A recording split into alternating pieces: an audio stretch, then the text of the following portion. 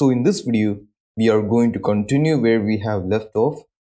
So over here, I'm going to select the text block over here, and then under details, drag down and search for behavior. So over here, you can see behavior, and under behavior, we have this option over here called visibility. So we are going to create a binding for this. And as usual, try changing the name of this function over here. So I'm going to call this price text visibility. And after that, I'm going to drag this node away and then disconnect it, and then drag the execution pin and then search for branch. And after that, we're going to get the price visibility boolean variable over here. Connect it to the branch node over here. Connect the true execution pin to this return node over here with the return value being visible. And then we're going to copy it, and then we're going to duplicate the return node over here, and then connect the false pin to this return node, and then make sure to set the return value as hidden. So for demonstration, I'm going to disconnect this execution pin and then compile this, and I'm going to just show you what that node actually does. Our mail runner over here has its price displayed over here, even though we can't really purchase this character over here. Alright, so this is a free character, and by default that character is already bought. So to prevent the price from appearing in characters that we have already purchased, we are using this node over here. So now if we were to try testing this, you can see the price no longer appears over here, but for other characters it appears over here again. So again, this can be useful when you purchase your character. So back in our store blueprint widget, I'm going to go to the graph view over here, and then go to the event graph. And then over here, I want to try separating all of these event nodes over here, so it doesn't look all that congested over here. So just like this, I want to give some space specifically to this event node over here, because we are going to be modifying this to update our save G store characters in our save game. Alright, so that we can actually use our selected character in our store level in our actual gameplay level. So over here, I'm going to disconnect the execution pin over here, and then move this whole section of nodes further away. And after that, drag the execution pin and then search for branch. And after that, I'm going to get the can purchase variable and the is it bought variable. Alright, so we're going to get the value, and then I'm going to drag the can purchase variable and search for the or boolean node, and then connect this to the branch node over here. So just like this, and then I'm going to drag the false execution pin in our branch node and then search for print. And in the in-string input pin, I'm going to type not enough money. And after that, I'm going to change the color to something like red, and then increase the duration to 5. So this is mainly for debugging purposes. It's not really necessary that you need to create this, but I guess it can be a nice thing to do so. So it's easier for us to find out issues in our game. And after that, I'm going to drag the true execution pin and then search for a reroute node. So we need to actually create a new variable in our BP game instance over here.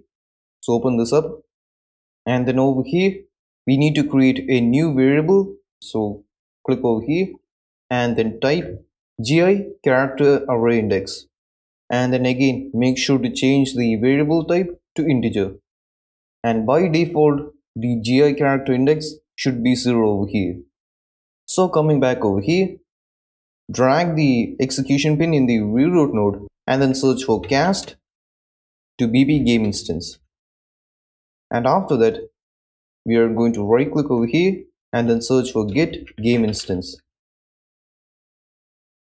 Connect this to the object over here, and after that, from the as BP game instance, drag out and then search for GI character array index.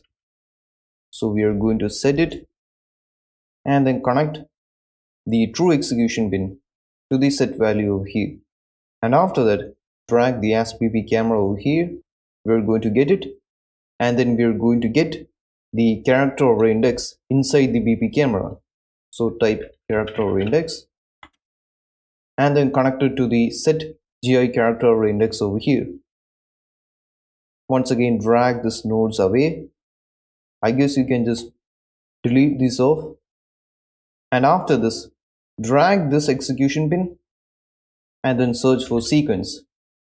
And then I'm going to drag this execution pin over here, drag this down, and then search for open level by name. And in here, we need to give the exact name of our game level.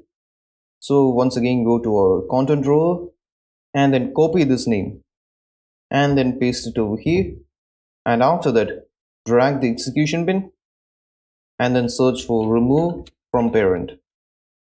And after that, I'm going to drag this execution pin and then search for branch. And then once again, I'm going to get the can purchase boolean variable over here and then connect it to the branch node over here. And after that, I'm going to get the ASPP save game. And then from the ASPP save game, we are going to set the total coins. Alright, so connect the true execution pin in the branch node to the set total coins. I'm going to drag this further away because we need to add a bunch of other nodes in between here. I'm going to get the ASPP save game once again. And again, we are going to get the total coins and then connect this to the subtract operator over here. I'm going to drag the ASPP save game and then search for SaveG store characters. We are going to get its value. I'm going to drag the SaveG store characters and then search for get. We're going to choose a copy and then drag this pin and then search for break.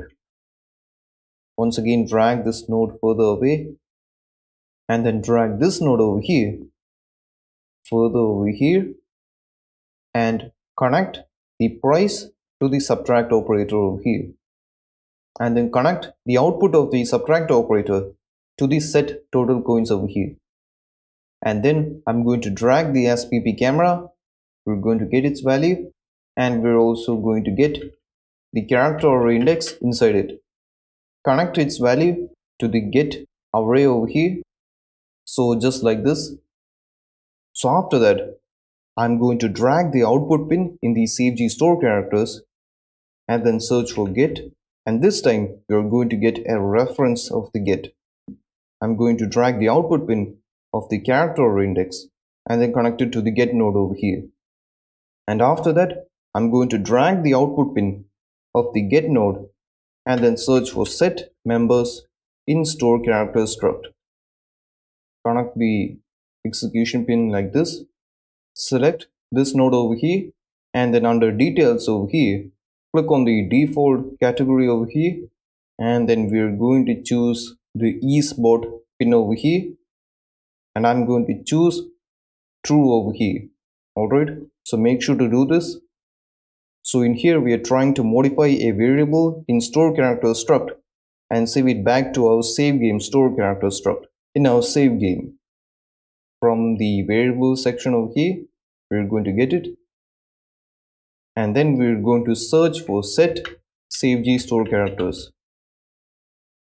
Connect the execution pin like this, and then we're going to connect the data from the reroute pin into the set variable over here. And this is very important because we are setting the members of the store character struct in this particular SaveG store characters. We have taken the reference of that variable over here. So we have to use the exact same SaveG store characters over here. Otherwise, this change will not get updated into our SaveG store characters. And after that, I'm going to drag the execution pin over here. I'm going to search for cast to store game mode. We're going to get the game mode over here. and then connect it to the object pin like this. From the true execution pin, I'm going to drag it out and then search for save game to slot. I'm going to drag the as store game mode, and then we're going to get the as pp save game, and then we're going to connect this to the save game object over here, and then I'm going to once again drag from the as store game mode and then search for store slot name. We're going to get it and then connect it like this. And yeah, that's about it for this video. The next part will be the final part for this particular feature. So yeah, thanks for watching and see you later. Bye.